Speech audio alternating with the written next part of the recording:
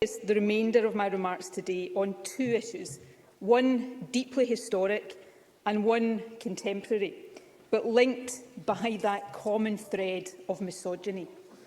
Before this Parliament right now is a petition demanding a pardon for the more than 4,000 people in Scotland, the vast majority of them women, accused and in many cases convicted and executed for being witches under the Witchcraft Act of 1563.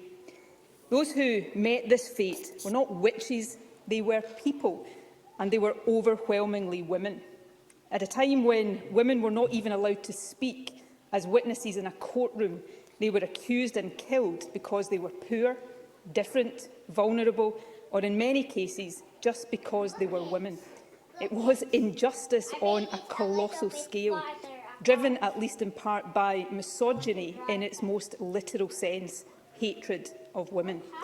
The pardon the petition calls for would require this Parliament to legislate, and in future this Parliament may choose to do so.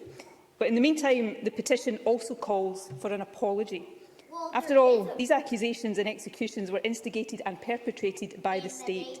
And so today, on International Women's Day, as First Minister on behalf of the Scottish Government, I am choosing to acknowledge that egregious historic injustice and extend a formal posthumous apology to all those accused, convicted, vilified or executed under the Witchcraft Act 1563. Now, some will ask why this generation should say sorry for something that happened centuries ago, though it might actually be more pertinent to ask why it has taken so long. But for me, there are three reasons. Firstly, acknowledging injustice, no matter how historic, is important. This Parliament has issued, rightly so, formal apologies and pardons for the more recent historic injustices suffered by gay men and by minors. We are currently considering a request for a formal apology to women whose children were forcibly adopted. Reckoning with historic injustice is a vital part of building a better country. So too is recognising and writing into history what has been for too long erased, the experiences and the achievements of women. Second, for some, this is not yet historic. There are parts of our world where even today women and girls face persecution and sometimes death because they have been accused of witchcraft.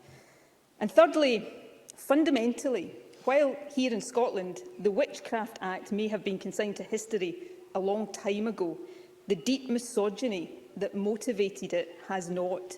We live with that still. Pretty interesting, right?